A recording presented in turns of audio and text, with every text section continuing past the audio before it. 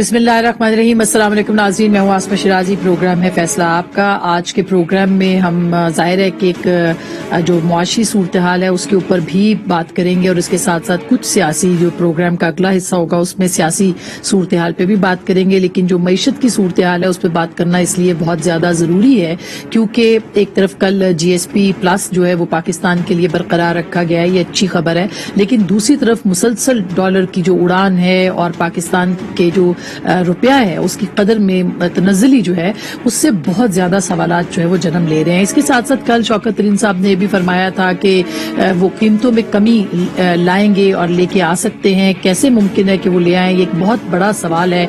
उनसे तो हम पूछ नहीं सकते, लेकिन हम सोच रहे हैं कि पाकिस्तान के जो बेहतरीन मुआशी तज्जिया निगार है उनसे जरूर पूछें, तो इस पर भी हम जरूर बात करेंगे। इसके साथ साथ फिच के मुताबिक हमारी जो मुआशी ग्रोथ है, हमारी नशोनुमा है, वो बेहतर हो सकती है। लेकिन अभी जो सूरत हाल है जाहिर है कि उसमें बहुत ज्यादा सवालात उठाए जा रहे हैं। खास करके इस वक्त जो पाकिस्तान के ज़खायर हैं वो 27.2 बिलियन डॉलर्स तक हैं। लेकिन परेशानी की बात यह है, जो कि अखबारी खबरें भी हैं, कि 123 मिलियन डॉलर्स की कमी एक हफ्ते के अंदर अंदर हुई है।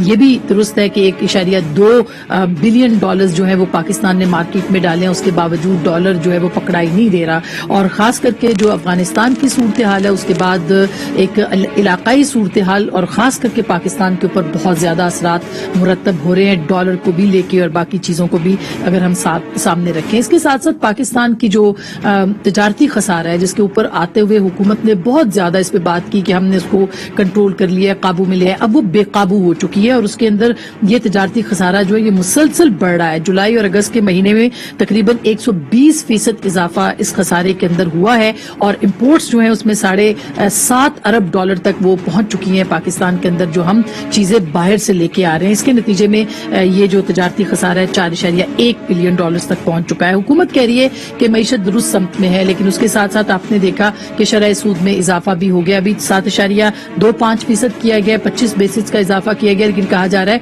कि और शरह सूद में इजाफा होगा। तो ये क्या सूरत हाल बनाएगा पाकिस्तान के? पहले ही जो 12-13% इजाफा था, इससे पहले उसने पाकिस्तान को बहुत ज्यादा नुकसान भी पहुंचाया था। फिर अगर हम इलाकाई तनाजुर की बात करें तो ब्लूमबर्ग ने हाल ही में जो अफगानिस्तान की सूरत हाल है उसके ऊपर एक एडिटोरियल लिखा और उसने बहुत ज्यादा चौंका दिया है लोगों को, खास करके पाकिस्तान के अंदर जो तज्जियाकार हैं उनको, कि वो ये कहते हैं कि पाकिस्तान के ऊपर प्रेशर बढ़ाया जाए क्योंकि अफगानिस्तान का सारा मलबा उन्होंने पाकिस्तान पे डाला और ये कहा कि फैटफ के जरिए से कंट्रोल किया जाए, पाकिस्तान को IMF के जरिए से फिक्स किया जाए। और ये भी याद रहे कि अगले महीने से IMF की जो पाकिस्तान के अंदर नई जो मुज़ाकरात हैं वो शुरू हुए हैं, जो सस्पेंडेड प्रोग्राम है उसको बहाल करने के लिए क्या वो शराइत लेके आएंगे, क्योंकि इस वक्त जो है पाकिस्तान की जो मुआशी सूरत हाल है वो बहुत दिगरगू है और उनकी शराइत और उनके बगैर भी हम नहीं चल सकते। तो हमारे पास ऑप्शंस क्या हो सकते हैं? और अब जो जंगें हैं वो जाहिर है कि वो महाज पे नहीं लड़ी जाती बल्कि वो आपके मईशत के महाज के ऊपर लड़ी जाती है। तो हमारी जो फाइनेंशियल सिक्योरिटी है उसको इस वक्त क्या खतरात लाहक है, इसके ऊपर हम बात करेंगे। प्रोग्राम के पहले हिस्से में डॉक्टर हफीज पाशा साहब किसी तारुफ के मोहताज नहीं है, उनसे हम बात करेंगे। और प्रोग्राम के अगले हिस्से में मोहतरमा मरियम नवाज साहिबा का स्टेटमेंट जो कि एक्सटेंशन के बारे में है उस पर भी बात करेंगे और साथ में जो इंतखाबी इस्लाहात की पार्लिमानी कमेटी है उस पर मौलाना नाराज हो गए, उस पर भी बात करेंगे। सो हमारे साथ इस वक्त डॉक्टर हफीज पाशा किसी तारुफ के मोहताज नहीं है, पाकिस्तान के बेहतरीन मुआशी तज्जिया निगार और इसके साथ साथ मुसन्निफ कॉलम निगार हमें ज्वाइन कर रहे हैं, उनसे हम बात करते हैं। अस्सलाम वालेकुम डॉक्टर साहब। जी वालेकुम सलाम। जी डॉक्टर साहब, बहुत बहुत शुक्रिया आपने वक्त दिया। बहुत वो सवाल पूछना चाहती हूँ जो कि अवाम इस वक्त सुनना चाहते हैं, तो इसलिए सबसे पहला सवाल तो शौकत तरीन साहब ने कल एक खुशखबरी सुनाई है कि कमी वाक़ई होगी कीमतों के अंदर क्योंकि अफरात-ए-ज़र बहुत बढ़ गया है। तो आपको लगता है कि ये प्रैक्टिकल है, इसके अंदर ये काबिल अमल है, ये हो सकता है, वो कमी ला सकते हैं?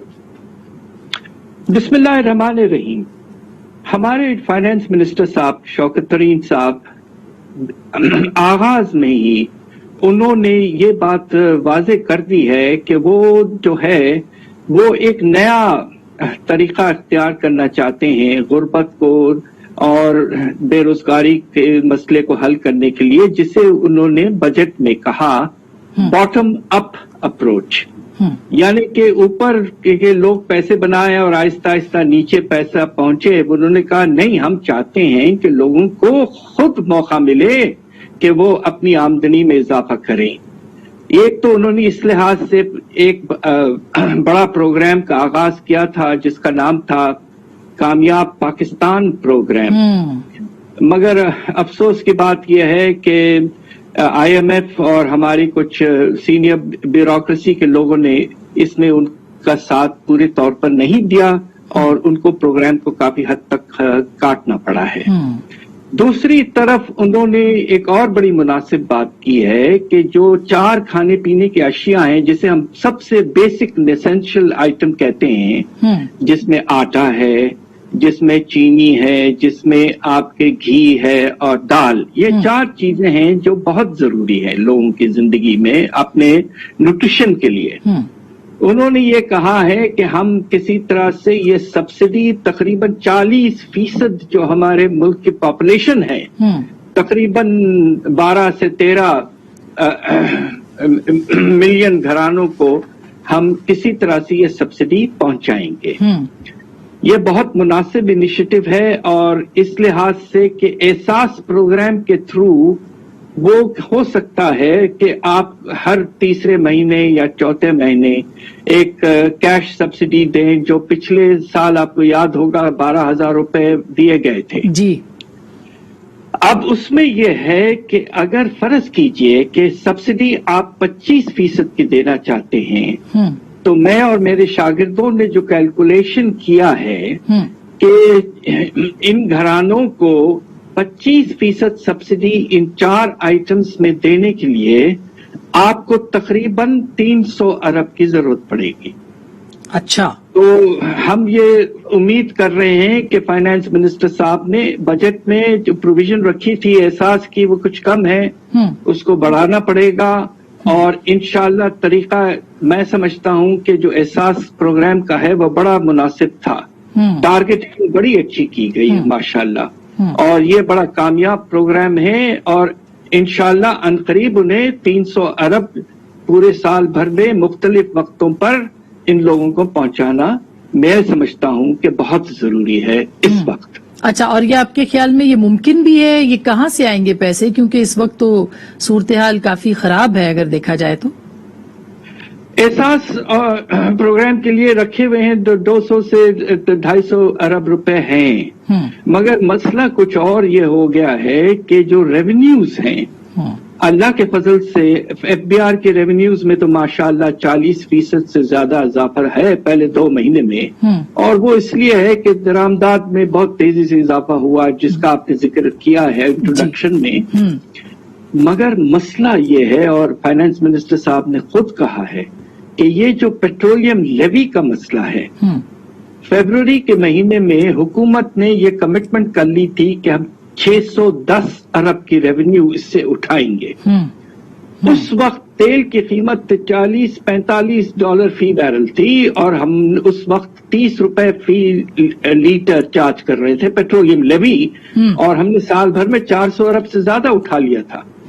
मगर जब कीमत बढ़ गई है, अब तो ये 75 या तकरीबन $74 पे पहुंच चुका है लीटर आपके बैरल की कीमत, तो इस वक्त उन्होंने पेट्रोलियम लेवी को तकरीबन ना होने के बराबर है 2 से 5 रुपए, तो शॉर्टफॉल जो होने का खतरा है 500 अरब तक का शॉर्टफॉल, ये बहुत बड़ा शॉर्टफॉल। अच्छा, तो डॉक्टर साहब ये तो फिर जाहिर है कि दूसरी तरफ डॉलर की कीमत में जो है कदर में वो इजाफा होता चला जा रहा है। इस पे बहुत लोगों के अंदर परेशानी है, क्योंकि हमारे यहाँ एक थोड़ा नफ्सियाती भी इशू है कि डॉलर अगर ऊपर जा रहा हो और रुपया कम हो रहा हो तो आम आदमी जो है वो भी कहता है कि यार ये हो क्या रहा है। और पिछली हुकूमतों में ये बहुत बड़ा मसला होता था। आपको क्या लगता है कि अभी 171-69 पे तो आज मैं देख रही थी, शायद अब तक थोड़ी देर पहले बढ़ गया हो क्योंकि बहुत तेजी से ऊपर चला जाता है, तो ये कहाँ तक जाके रुकेगा? क्या इसमें और ज्यादा इजाफा भी होगा? तो कहाँ हम खड़े होंगे? कर्जे भी उसी हिसाब से बढ़ जाएंगे। जी बिल्कुल। अब आप ये देखिए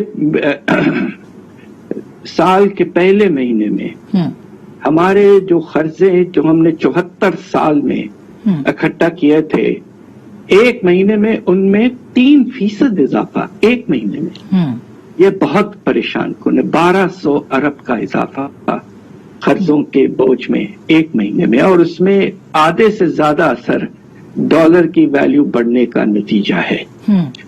تو یہ بہت پریشان کن بات ہے، اور اس کی وجہ یہ ہے جو آپ نے کہا ہے کہ ہمارا جو تجارت کا خسارہ ہے وہ آؤٹ آف کنٹرول ہوتا جا رہا ہے. اور اس کی وجہ یہ ہے کہ اگر آپ پچھلے سال بھر کی ایوریج قیمت لیں اور پچھلے 2 مہینے کی ایوریج قیمت لیں تو ایوریج جو اضافہ ہے 40% ہے ڈالر کی قیمتوں میں اضافہ. اور اس کی وجہ سے آپ نے دیکھا کہ امپورٹس تو آپ کے درآمدات تو آسمان تک پہنچ گئے، 6-6.5 ارب ڈالر فی مہینے. اس کی وجہ سے پریشر بہت تھا مارکیٹ میں، اور اب کافی دیر کے بعد اسٹیٹ بینک نے کہا ہے کہ ہم نے 1.2 ارب ڈالر مارکیٹ میں لگائے ہیں. انہیں یہ پہلے کہنا چاہیے تھا، اس لیے کہ اس وقت تھوڑی سی کانفیڈنس ریسٹور ہوتی. 2-2.5 مہینے کے نقصان کے بعد اب یہ کہہ رہے ہیں، شاید وہ گھبرا رہے تھے کہ IMF کہیں اس بات پہ ناراض نہ ہو جائے. مگر دیکھیے جب آپ کے پاس ریکارڈ لیول کے ریزروز ہوں، 20 ارب ڈالر کے لکوڈ ریزروز ہوں، تو ریزروز کس لیے رکھتا ہے ایک ملک؟ وہ اس لیے رکھتا ہے کہ اپنی کرنسی کو سٹیبل رکھے. بالکل بالکل بالکل. تو یہ آپ نے ایک طرف کہتے ہیں کہ ریکارڈ ریزروز ہیں، دوسری طرف ڈالر اضافہ ہو رہا ہے، ہر روز تقریباً 40 پیسے تک گر رہا ہے. جی. تو یہ بالکل نامناسب سی بات تھی. اب اس کو کنٹرول اس کی کرنا ہے. وجہ سر کچھ افغانستان سے بھی آپ کو لگتی ہے کہ یہاں سے ڈالر افغانستان جا رہا ہے، کیا یہ اس کی وجہ ہے یا امپورٹس ٹوٹلی جو ہے وہ اس کی وجہ ہے؟ دیکھیے یہ دونوں ہیں. یہ جو افغانستان کا مسئلہ ہے یہ بہت ریسنٹ ہے، یہ کچھ ہفتوں کی بات ہے جب طالبان نے ٹیک اوور کیا. اس سے پہلے تو ان کے اپنے ریزروز بہت تھے جی، وہ تو قبضہ کر لیا نا امریکہ نے. ہمارے ہاں جو شروع ہوا ہے سلسلہ روپے کے گرنے کا جولائی سے، اس میں سب سے بڑی وجہ یہ خسارے ہیں. اور جولائی اور اگست میں خسارہ اتنا زیادہ ہو گیا ہے کہ یہ سسٹینیبل نہیں رہا. خدا نخواستہ سال بھر کے امپورٹس آپ کے 70 ارب ڈالر سے زیادہ جا سکتے ہیں. تو تقریباً 2.5 سے زیادہ گنا ہوں گے آپ کے برآمدات سے. تو اب آپ یہ بتائیے کہ اس سچویشن میں تو روپے کی گراوٹ کا خطرہ تو ضرور رہے گا موجود. ڈاکٹر صاحب یہ تھوڑا اس کو تھوڑا اگر ہم گلوبلی دیکھیں کہ حال ہی میں آپ نے دیکھا کہ بلومبرگ کا ایڈیٹوریل آتا ہے، اور یہ کوئی معمولی بات نہیں ہے، وہ تھنک ٹینکس ہیں جو کہ گائیڈ کرتے ہیں ریاست کو یا ریاستی پالیسی کو جو ہے وہ اپنی کالمز میں ایڈیٹوریلز میں لکھتے ہیں. وہ یہ کہتے ہیں کہ FATF اور IMF کے ذریعے سے پاکستان کو کنٹرول کریں. وہ افغانستان کا ملبہ ہم پہ گراتے ہیں. ہم اگلے مہینے IMF کے ساتھ بات کرنے جا رہے ہیں. کیا آپ کو لگتا ہے کہ پاکستان پہ IMF کے ذریعے سے پریشر جو ہے وہ بڑھایا جا سکتا ہے، اور وہ کس قسم کا ہے؟ کیا کوئی کمپرومائزز خدا نخواستہ ہم سے کروانے کی کوشش یا دباؤ ہو سکتا ہے، اور اگر ہے تو وہ سیکیورٹی کمپرومائزز ہو سکتے ہیں؟ یہ بہت اہم سوال ہے. میں آپ کو کچھ 23 سال پرانی بات بتانا چاہتا ہوں. میں فائنانس منسٹری میں تھا جب ہم نے بام ایکسپلوڈ کیا تھا، آپ کو یاد ہوگا. جی. اس وقت IMF کو پہ یہ امریکہ نے کہا، کیونکہ امریکہ نے ہم پہ سینکشنز لگا دیے تھے کہ پاکستان کو پیسہ نہیں دیا جائے، اور ہمیں بڑی سخت ضرورت تھی اس لیے کہ ہمارے کرنسی اکاؤنٹ کے سارے پیسے ہم کھا چکے تھے. تو بڑا پریشر ڈالا گیا اور حالات خراب ہوئے. میں اس وقت کی حکومت کی داد دیتا ہوں کہ ہم پریشر پہ ایل نہیں کیا ہم نے، اور اللہ کا فضل ہے کہ کچھ ہمارے دوست ممالک جس میں چائنا، سعودی عربیہ، کویت وغیرہ نے ہمارا ساتھ دیا ہے. دیکھیے پاکستان نے ایک اصولن سٹینڈ لیا ہے. میں سمجھتا ہوں یہ کہ بہت مناسب سٹینڈ ہے ہمارے پرائم منسٹر صاحب کا. اور یہ آپ سوچئے کہ یہ ایک ملک ہے جس نے 2001 کے بعد امریکہ کی سپورٹ میں جو نقصان برداشت کیا ہے وہ حیرت انگیز ہے. 225 ارب ڈالر کا نقصان ہمارے ملک کو ہوا. ٹیررزم اور انویسٹمنٹ کی کمی اور پروڈکشن میں کمی. टेररिज्म से हमें जो नुकसान हुआ 225 अरब डॉलर और अमेरिका से जो पैसे आए पूरे कोएलिशन सपोर्ट फंड वगैरह के वो 23 अरब डॉलर थे। तो अब आप ये सोचिए कि हमने कितना बड़ा बोझ बर्दाश्त किया। इस पे तो अमेरिका को तो हमें शुक्रिया अदा करना चाहिए कि पाकिस्तान ने कितना मुश्किल हालात में अमेरिका का साथ दिया है। अब उसूल की बात है, एक हुकूमत आई है तालिबान की, उन्हें मौका मिलना चाहिए। तो कि अब वो आईएमएफ हमारे पास, डॉक्टर साहब, आईएमएफ क्या शराइत रखेगा और किस किस्म की होंगी, सिक्योरिटी कॉम्प्रोमाइजेज होंगे, और जो सूरत हाल है इसमें हमारा डिफेंस बजट और डिफेंस के जो अखराजात हैं वो कैसे होंगे? देखिए, अब इन चीजों से पहले कुछ ऐसे शराइत हैं जो बहुत परेशान कुन हैं और हमारे फाइनेंस मिनिस्टर साहब ने इनका जिक्र किया है। मगर ये भी सोचिए कि फरवरी मार्च के महीने में हुकूमत ने लेटर ऑफ इंटेंट में हर चीज एक्सेप्ट कर ली थी। वो क्या चीजें हैं जो बहुत ही परेशान कुन है? एक तो बिजली की निर्ख जो है हमने तय कर लिया था कि 4 रुपए 95 पैसे हम बढ़ा देंगे। अभी तक हमने 1 रुपए 95 पैसे बढ़ाया है, 3 रुपए और बढ़ाने, ये आपका कमिटमेंट है। और हमारे फाइनेंस मिनिस्टर साहब ने मुनासिब कहा है कि ये बहुत मुश्किल है। दूसरी तरफ ये जो गैप पैदा हुआ है 500 अरब का पेट्रोलियम लेवी में, ये कैसे पूरा करेंगे आप? ये वो बहुत इस पर प्रेशर आप पे डालेंगे कि आप एडिशनल टैक्सेशन ले आए। खास तौर पे जो इनकम टैक्स के रिफॉर्म्स थे जिस पे अग्रीमेंट हो चुका था वो हमने इम्प्लीमेंट नहीं किया है। फिर तीसरा बड़ा इशू जो है वो स्टेट बैंक की फुल ऑटोनॉमी, तकरीबन एक इंडिपेंडेंट इदारा, इस पे हमें एग्रीमेंट प्रेशर डालेंगे। और आखिरी और सबसे अहम मसला जो अब खड़ा हो गया है, फरवरी मार्च में ये मसला बिल्कुल नहीं था इसलिए कि हमारा तिजारती सरप्लस था। ठीक, अब गैप है तो अब वो कहेंगे कि आपको अपने तिजारती खसारे को कम करना है, सख्त कम करना, आधा करना है तकरीबन। इसको करने के लिए फिर आपको सारे हथियार लाने पड़ेंगे, करेंसी में और गिरावट, आपके सूद में और इजाफा, और तीसरा आपको इंपोर्ट्स जो है नॉन एसेंशियल आइटम्स पर उस पे आपको कंट्रोल्स लाने पड़ेंगे। ये तो चीजें तय हैं, ये आपको एक लिहाज से आपने इनको एक्सेप्ट किया था। अब आखिरी बात पे आ जाता हूं, डिफेंस पे। देखिए, डिफेंस का बहुत बड़ा मसला बन चुका है। मुझे बहुत अफसोस से कहना पड़ता है कि इस हुकूमत की पहले साल 2018-19 में पोजीशन ये हुई थी कि जो नेट रेवेन्यूज हुकूमत के पास बच गए थे प्रोविंसेस को देने के बाद, वो सिर्फ कर्जों की इंटरेस्ट पेमेंट के लिए काफी थे।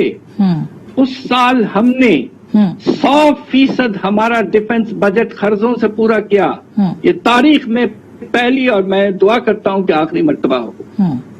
अब पोजीशन ये है कि तकरीबन 40 से 45% आप कवर कर रहे हैं डिफेंस के एक्सपेंडिचर। ठीक, और पिछले 3 साल defence expenditure percentage of the GDP में कमी आई है, इजाफा नहीं हुआ है, और हालात सिक्योरिटी के अब खराब होते जा रहे हैं। तो defence is a sacred issue. मैं भी जब वजीर था डिफेंस पे, I would not allow any discussion with the IMF. It is no business of the IMF. तो इस पे तो मैं यकीन रखता हूं कि हमारे दबंग फाइनेंस मिनिस्टर जो हैं वो इस बात को डिस्कशन में लाने की इजाजत नहीं देंगे। इम्कानात हो सकते हैं, लास्ट डॉक्टर साहब, इम्कानात हो सकते हैं कि डिफेंस के ऊपर बात करे आईएमएफ, मगर Pakistan will not allow this discussion to proceed further. This is a national security and sovereignty issue. We will ensure, I hope, and I'm sure that will happen because we have a strong Prime Minister. Inshallah, हमारे defense budget is sacred and we will ensure that we provide resources for our security. बहुत बहुत शुक्रिया doctor Hafeez Pasha साहब। बहुत आसान लफ्जों में उन्होंने बता दिया कि इस वक्त पाकिस्तान की मईशत किन खतरात से दो चार है और सूरत हाल बहुत गंभीर है, खास करके अब जब IMF आएगा और हमारे पास IMF के अलावा फिलहाल कोई और ऑप्शन मौजूद नहीं है, तो उसके ऊपर पाकिस्तान से क्या क्या बातें हो सकती हैं, क्या क्या कॉम्प्रोमाइजेस हो सकते हैं। और उन्होंने कहा उम्मीद है कि पाकिस्तान की जो दिफा है उसके ऊपर कोई प्रेशर पाकिस्तान कबूल नहीं करेगा, कोई भी बैरूनी प्रेशर। सो इस पे भी ये जाहिर है कि पाकिस्तान की सियासत के साथ सारी चीजें जुड़ी हुई हैं। पाकिस्तान की सियासत में क्या हो रहा है, इंतखाबात जाहिर है अभी दूर हैं, लेकिन उसके साथ साथ जो माहौल बन रहा है इसके ऊपर बात करना बहुत जरूरी है। एक छोटी सी ब्रेक लेंगे, ब्रेक के बाद वापस आएंगे, मेरे साथ रहिएगा। वेलकम बैक नाजरीन, एक दो अब फिर आपको खुशामदीद कहते हैं। दूसरे प्रोग्राम के हिस्से में हमारे साथ मौजूद हैं जनाब मलिक अहमद खान साहब जो कि स्पोक्स पर्सन है मियां शहबाज शरीफ साहब के, जो कि सदर है पाकिस्तान मुस्लिम लीग नवाज के, जनाब कामरान मुर्तजा साहब सेनेटर JUIF से हमारे साथ हैं, मारूफ कानूनदान हैं, आप इनको जानते हैं। और तीसरे हमारे जो मेहमान हैं मजहर अब्बास साहब, इनसे कम ही लोग जो है उनको नहीं जानते होंगे बल्कि सभी जानते हैं। बहुत बहुत शुक्रिया मजहर साहब, आपकी भी तशरीफ आवरी का और आप तीनों की तशरीफ आवरी का। सबसे पहले मजहर साहब आपके पास आना चाहती हूँ। आज मरियम बीबी ने एक स्टेटमेंट दिया, उन्होंने कहा कि एक्सटेंशन के गुनाह में वो शरीक नहीं थी, और जाहिर है कि अब इस तरह की खबरें दोबारा भी आ रही हैं, तो इस बात को किन मानों में लिया जाए कि वो कह रही हैं कि वो इसमें शामिल नहीं थी?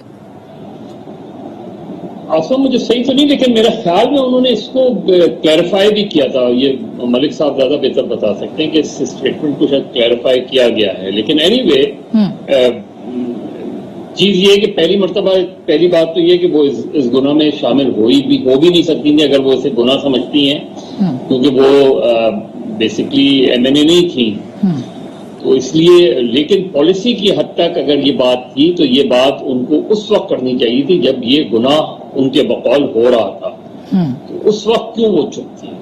मैं अगेन ये बात इसलिए कह रहा हूं कि मैं जो आपने मुझसे बात की, क्योंकि मेरी इत्तला ये कि शायद इसकी क्लैरिफिकेशन हुई है इस बयान की। लेकिन एनीवे इससे बयान की अभी क्यों जरूरत महसूस हुई?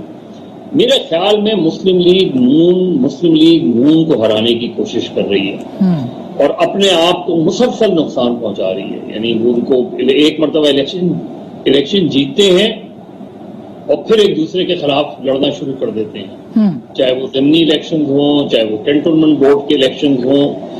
तो अगर यही रविश रही मुस्लिम लीग नून की और उन्होंने जल्दी कोई एक फैसला नहीं कर लिया कि उन्होंने चलना किस तरह है, तो मेरा ख्याल है मुस्लिम लीग नून अपने आप को जब जनरल इलेक्शन होंगे तो उसमें बहुत बुरी तरह डैमेज। अच्छा मलिक साहब, ये बात जो मजहर साहब कह रहे हैं, क्या मुस्लिम लीग नून मुस्लिम लीग शीन के खिलाफ इस वक्त बात कर रही है, या इसका नुकसान राना तनवीर साहब ने कहा उनके जारहाना जो स्टेटमेंट्स हैं उनका नुकसान होता है पार्टी को, वो किस मानों में कह रहे हैं? और क्या आपको लगता है, जाहिर है कि वो तो उस वक्त PMLN का हिस्सा पार्लियामान के अंदर नहीं थी, लेकिन शहबाज शरीफ साहब कायदे इस इख्तलाफ हैं और मियां नवाज शरीफ के अहकामात थे कि वो एक्सटेंशन के अंदर वोट डालें, या ये सोलली उनका फैसला था शहबाज साहब का? जहां तक मैं इस बात को जानता हूं जी, मेरा ख्याल है कि शहबाज साहब का जो फैसला है वो सोलली उनका फैसला है या मियां साहब से उनकी मशावरत है, क्योंकि ये कौमी असम्बली के मेंबरान का वोट था और एक आम तासुर ये था, और एक जो कि पार्लियामेंट्री पार्टी मीटिंग से जो बात सामने आई थी कि ये फैसला कंसेंसस के साथ हुआ है।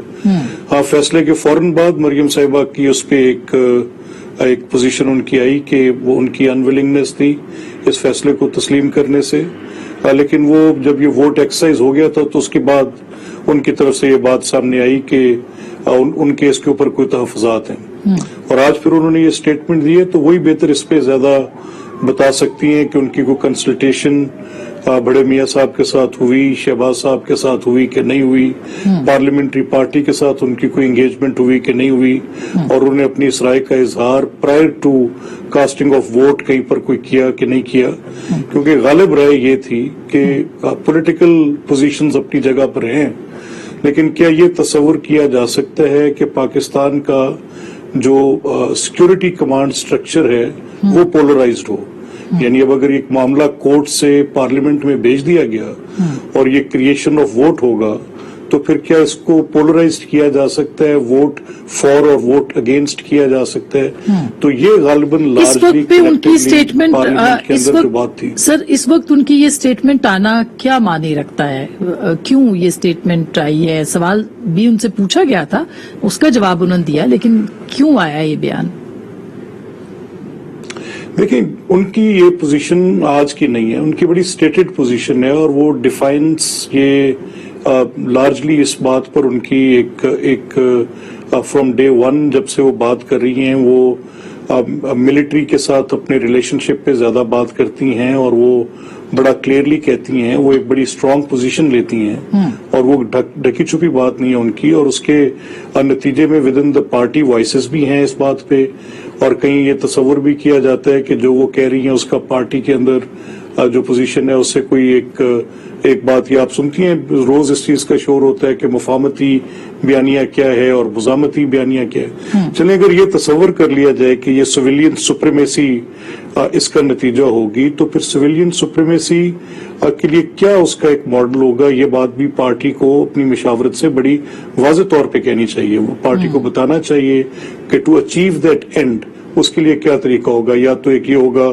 کہ پوری جماعت بحیثیت مجموعی ایک کیمپین کرے گی, اور وہ کیمپین تو ملک صاحب صدر شہباز شریف صاحب ہیں, وہ پوچھ سکتے ہیں کہ اس طرح کے بیانات کیا پارٹی پالیسی کا حصہ ہیں کیا, اور یہ کیوں آتے ہیں, جبکہ آپ کا خود ماننا ہے کہ پارٹی کے اندر وائسز بھی آتی ہیں اس طرح کے بیانات کے بعد کے خلاف. نہیں دیکھیں, میں جو آپ سے کہہ رہا ہوں آسما, وہ دیکھیں بات بڑی بنیادی ہے کہ کانسٹیٹیوشن آف پاکستان یہ انشور کرتا ہے کہ سویلین سپریمیسی ہوگی, یعنی پارلیمان سپریم ہوگا, الیکٹڈ لوگ فیصلے کرنے کا اختیار رکھیں گے. آکوپائنگ ٹرف کا جھگڑا ہے, کون کتنا ٹرف آکوپائی کرتا ہے. یہ سوال ہے کہ کیا جو ہمارے سیکورٹی کے ادارے ہیں وہ الیکشنز کے اندر میڈلنگ کرتے ہیں, اپنا اثر و رسوخ استعمال کرتے ہیں, یہ ساری باتیں ہیں. اچھا, اگر یہ باتیں ہیں تو پھر کیا طریقہ کار ہے کہ یہ طے کیا جائے کہ ہر کوئی اپنے آئینی کردار کے اندر جائے گا؟ کیا یہ بحث پارلیمان کے اندر ہوگی؟ کیا پولیٹیکل پارٹیز, میری جماعت بشمول جس جماعت کے پریزیڈنٹ کا میں ترجمان ہوں, میں یہ پوچھنے میں اور یہ بات کہنے میں اور سجیسٹ کرنے میں آن میڈیا, بیکاز یہ بات ہو رہی ہے, تو کلیئرلی ہم یہ کہتے ہیں کہ اگر سویلین سپریمیسی کے اینڈز اچیو کرنے ہیں تو کیا طریقہ ہو سکتا ہے؟ کیا کوئی گرینڈ نیشنل ڈائیلاگ ہوگا؟ اس میں آپ کی پارٹی کے اندر بات چیت ہونا پہلے ضروری ہے, جس پہ بات نہیں ہو رہی ہے. لیکن سینیٹر صاحب بڑی اہم بات کی ہے ملک صاحب نے کہ طریقہ کار طے کرنا چاہیے, پارٹیوں کو طے کرنا چاہیے. اگر ہم JUIF کو دیکھتے ہیں, وہ بھی جو ہے وہ اس کے اوپر ہمیں نہیں لگتا کہ ان کے پاس بھی کوئی پالیسی ہے کہ سپریمیسی آف کانسٹیٹیوشن جو ہے اس کو کیسے آپ نے یقینی بنانا ہے. لیکن آج مولانا جو ہیں انہوں نے غصے کا اظہار کیا ہے کہ آپ کی جو پارٹی ہے اس کے اندر ڈویژن سے ہماری جو سیاست ہے اس کو نقصان پہنچ رہا ہے پارلیمانی کمیٹی کے اوپر. نہیں, ہم یہ محسوس کرنے لگ گئے ہیں اب سنجیدگی کے ساتھ, اور ایک آدھ دن پہلے میری مولانا صاحب سے بات بھی ہوئی ہے, اور یہ پارٹی کے اندر ایک بڑا حصہ یہ سوچ رہا ہے کہ کیا ہم یہ پوری صورتحال میں استعمال نہیں ہوئے, اور پیپلز پارٹی نے جو ہے نا ان کے کیسز دیکھ لیجئے, کیسز ٹھنڈے پڑ گئے. جس وقت تک ان کے کیسز گرم تھے, ہم ضرورت تھے, ہمارے وہ اسٹیجز پہ بھی آتے تھے. اس کے بعد جو ہے نا مطلب اب ہم نے 26 کے لیے ایک کنونشن سینٹر میں جو ہے نا ہم نے ایک فنکشن رکھا تھا, پھر اس میں جو ہے نا وہ دوستوں کا وہ آ گیا کہ نہیں 26 تاریخ مناسب نہیں ہے, اس میں یہ ہے وہ. تو وہ مطلب ہم یہ فیل کر رہے ہیں کہ ہماری جو وہ رفتار تھی اس کو آہستہ کر دیا گیا ہے, اور اپنے دوستوں کی طرف سے آہستہ کر دیا گیا. وہ ہم پارٹی کے اندر اس کو دوسروں سے تو سوال کرنے کی مجاز نہیں ہے, بہرحال ہم نے اپنی پارٹیوں کے اندر سینٹر صاحب پارلیمانی کمیٹی, سینٹر صاحب جو پارلیمانی کمیٹی بنی ہے انتخابی اصلاحات کے اوپر, ظاہر ہے یہ پارلیمان کے اندر بنی ہے, اور پارلیمان کو میں اپوزیشن کو لیڈ کر رہے ہیں شہباز شریف صاحب. آپ رابطہ کرتے ہیں PMLN کی دوسری لیڈرشپ کے ساتھ, آپ شاہد خاقان صاحب کے ساتھ رابطے میں ہیں, تو آپ کو بھی کوئی واضح تقسیم نظر آتی ہے کہ آپ شہباز صاحب سے فاصلے پہ ہیں, وہاں قریب ہیں, اور وہاں آپ کی بات ابھی نہیں سنی جا رہی؟ نہیں, اس میں ایسا ہے کہ ایک تھیوری کی بات ہے. آپ فرض کر لیجئے کہ میں پارلیمان میں ہوں, مگر مجھے کنٹرول میری پارٹی کرتی ہے, اس پالیسی جو ہے میری پارٹی دیتی ہے, وہ لوگ دیتے ہیں جو ایون پارلیمان میں نہیں ہیں. تو اسی طرح سے جو ہے نا دنیا بھر میں پارٹیاں جو ہے وہ پالیسیاں دیتی ہیں اور جو پارلیمان میں لوگ ہوتے ہیں ان کے نمائندے وہ اس کو امپلیمنٹ کرواتے ہیں. تو اس میں بھی جو ہے مسلم لیگ نون میں بھی جو ان کے رہبر ہیں وہ میاں نواز شریف ظاہر ہے پالیسی الٹیمیٹ مشاورت تو ہوگی مگر الٹیمیٹلی پالیسی جو ہے نا وہ دیں گے اور پھر اس میں جو ان کا پارلیمانی پارٹی کا صدر ہوگا کسی بھی اس میں ہاؤس میں وہ اس کو امپلیمنٹ کروانے کا ذمہ دار ہوگا. تو اس لیے ممکن ہے کہ یہ امپریشن ہو. اور اب دیکھ لیجئے مولانا پارلیمان میں نہیں ہے مگر پورے پارلیمان میں ہم جتنے بھی ہیں مگر وہ پالیسی پیچھے سے آتی ہے چلاتے ہیں. تو شہباز آپ کے اچھا یہ بڑا امپورٹنٹ سوال ہے کہ کیا مطلب جواب چاہیے امپورٹنٹ ہوگا کہ policy P M L N میں جے یو آئی ایف کیا سمجھتی ہے میاں نواز شریف لا رہے ہیں شہباز شریف کے صاحب کے ذریعے سے یا شہباز شریف صاحب جو ہیں وہ خود فیصلے کر رہے ہیں اور خود فیصلے کر رہے ہیں تو ان کو کتنی آشیرواد وہاں پہ ہے کیونکہ یہ تقسیم اب بہت واضح ہو رہی ہے. چھوٹی سی بریک کے بعد ہم واپس آئیں گے اور اپنے شرکاء سے بات کریں گے.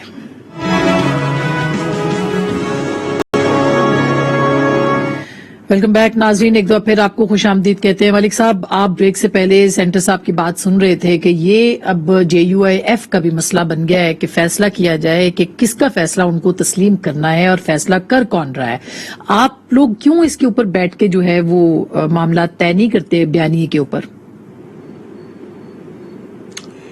دیکھیے آسما یہاں سوال یہ ہے کہ اس میں دو پوزیشنز ہیں کہ یہ تو بالکل سینیٹر صاحب نے درست کہا کہ پارٹی کی جو لائن ہے وہ پارٹی لیڈرشپ دیتی ہے اور اس میں کوئی شک نہیں ہے کہ پارٹی لیڈرشپ کی لائن کو پارلیمنٹری پارٹی ٹو بھی کرتی ہے اور اس کے مطابق آگے بھی لے کے چلتی ہے. لیکن کہیں جہاں پر ایک ایبسولوٹ ڈیفیکلٹی کی پوزیشن آ جاتی ہے تو اس میں وہ پھر جیسے یہ بھی گورنمنٹ فیصلہ کر بیٹھی ہے اور ایک قانون بنا رہی ہے کہ الیکٹرانک ووٹنگ مشین ہے تو ہم اس کو یکسر مسترد کر دیں اور وہ اپنی عددی اکثریت کی بنیاد پر اس کو پارلیمان کے اندر لے جائیں. اب اس پہ ہم یا تو ایک پولیٹیکل ڈیسیژن لیں کہ بالکل جو بھی ہے ہم اس کو تسلیم نہیں کرتے. اچھا اس سے پہلے کہ ملک صاحب میں اس پہ آؤں, یہ جو خواجہ آصف جو ہیں وہ آن ریکارڈ ہیں کہ انہوں نے کہا کہ ایکسٹینشن کا جو فیصلہ تھا وہ بڑے میاں صاحب کے کہنے پہ ہوا تھا اور عمل درآمد بھی ہوا تھا. Is it true? آپ اس کی تصدیق کرتے ہیں؟ دیکھیں خواجہ آصف صاحب پارٹی کے سینئر موسٹ لوگوں میں شامل ہیں اور وہ بڑی ایک رسپانسبل پوزیشن پہ ہیں. میں I am in know position کہ میں کوئی ایسی بات کہوں کہ ان کی جو انہوں نے جو کہا وہ لیکن جو بیسیکلی پارلیمنٹری پارٹی کے سامنے بات تھی وہ یہ تھی کہ یہ فیصلہ کنسنسس کے ساتھ ہوا ہے. برکیف یہ ضرور ہے کہ اس کے فوراً بعد مریم نواز صاحبہ کی طرف سے اس پہ اعتراض تھا کہ یہ فیصلہ ایسے نہیں ہونا چاہیے تھا. تو اب یہ صورتحال ہے کہ ان کی کنسلٹیشن پارٹی لیڈرشپ کے ساتھ نہیں ہوئی. ان کے یہ پریولیج بھی ہے کہ وہ پارٹی سپریمو کی بیٹی بھی ہیں اور جماعت کے اندر ایک ان کی اپنی حیثیت بھی ہے. بالکل ٹھیک ہے سر. سینیٹر صاحب کیا آپ کو لگتا ہے کہ پی ڈی ایم کا فیصلہ بھی اب آپ کو کرنا پڑے گا کیونکہ پارلیمان کے اندر پیپلز پارٹی اور نون لیگ ایک صفحے پہ نظر آتی ہیں اور جے یو آئی ایف نہیں؟ کچھ دوستوں نے اس کا فیصلہ کر دیا, باقی دوست بھی کر دیں. ہم چھوڑنے کے عادی نہیں ہیں, ہماری پالیٹکس جوڑنے کی ہے. اب اگر کوئی فیصلہ کسی اور معاملات کے تابع ہے تو ٹھیک ہے, پھر جس طرح سے انہوں نے فیصلہ کیا ہمارے سر آنکھوں پہ, ہماری ایک جدوجہد تھی اور وہ رہے گی. اور ود ان دا پارلیمنٹ اگر آپ یہ جو ایک بات آ رہی ہے کہ اگر آپ نیگوشیٹ نہیں کریں گے تو آپ ایک واک اوور دیں گے گورنمنٹ کو, تو اس پہ بھی آپ نے سوچا ہے کہ نہیں؟ اس میں آپ جو بھی کریں, دیکھیے گورنمنٹ اس وقت یہ قانون لا سکتی ہے, وہ اس پوزیشن میں ہے. کسی نہ کسی طرح سے ٹیکنیکل ناک آؤٹ تو ہم کو ہونا ہے. آپ نے 3 سال کے اگر نیریٹو کو جو ہے وہ مائنس کرنا ہے, نیگیٹو کرنا ہے, تو پھر تو ان کے ساتھ بیٹھ جائیں. 3 سال ہم نے جدوجہد کی ایک اپنا بیانیہ لے کے, اور اب اس بیانیے کو جو نا ہم اسی طرح سے دفن کر رہے ہیں جس طرح سے ہم نے سول سپرمیسی کو دفن کیا تھا ڈی چوک میں, جس میں کھوسو صاحب بھی شریک تھے, جس میں پارلیمنٹ کے بھی بہت سے لوگ شریک تھے, بڑی پارٹیاں بھی شریک تھی. اگر اسی طرح دفن کرنا ہے تو اس کو بھی دفن کر. ڈس اپوائنٹمنٹ ہے مظہر صاحب جے یو آئی ایف کے پاس اس وقت. آپ کو کیا لگتا ہے پی ڈی ایم کا مستقبل کیا ہوگا اور پی ایم ایل این کے اندر کی جو ڈیوائیڈ ہے وہ کیا ہے, کہاں جائے؟ دیکھیے انفارچونیٹلی کیونکہ اب کوئی نوابزادہ نصر اللہ خان مرحوم نہیں ہے تو لہٰذا اب جو اپوزیشن ہے وہ ٹوٹنے کے پاس جڑنے کی طرف نہیں جا رہی, مزید ٹوٹنے کی طرف جا رہی ہے. اور مزید ٹوٹنے کا مطلب یہ ہے کہ عمران خان کے لیے واک اوور ہو رہا ہے. پی ایم ایل این کی جتنی بھی اسٹرینتھ ہو, جتنا بھی ووٹ بینک ہو, لیکن تقسیم اور divided P M L N کبھی بھی پی ٹی آئی کو نہیں شکست دے سکتی. اور جو مجھے لگ رہا ہے، میرا خیال ہے پی ڈی ایم کا الٹیمیٹ جو ہے وہ فال ہونے والا ہے. مجھے نہیں لگتا یہ پی ڈی ایم جو ہے اس طریقے سے آگے بڑھے گی. اگر فرض کریں الیکٹرل ریفارمز پہ شہباز شریف آگے بڑھ جاتے ہیں تو پھر کیا ہوگا؟ پھر اپوزیشن کا پورا نیریٹو ہی ہو جائے گا. بالکل. یعنی جو بھی پی ڈی ایم. لیکن آپ کے خیال میں لاسٹ سر، آپ کے خیال میں بڑھنا نہیں چاہیے؟ آپ پارلیمنٹ کے اندر اگر جماعتیں ہیں تو ان کو بڑھنا چاہیے. دیکھیے ڈیسائیڈ کیا کرنا ہے، decide P M L N کو یہ کرنا ہے کہ who is P M L N's leader, who is leading the party at the moment, Shahbaz Sharif یا نواز شریف. بہت شکریہ سر، بہت شکریہ، تھینک یو سو مچ. مظہر صاحب نے دریا کو کوزے میں بند کر دیا ہے. پی ایم ایل این کو اس وقت یہ فیصلہ کرنا ہے کہ ان کا بیانیہ کیا ہے اور اس کو لے کے کون چلے گا، سب سے اہم بات ہے. اور اسی کے اثرات جو ہیں وہ جے یو ایف کی سیاست پہ بھی پڑ رہے ہیں، ان کے اندر بھی مایوسی ہے. سو یہ کلیئرٹی جو ہے یہ لانی پڑے گی. گفتگو آپ نے سنی، فیصلہ آپ کا.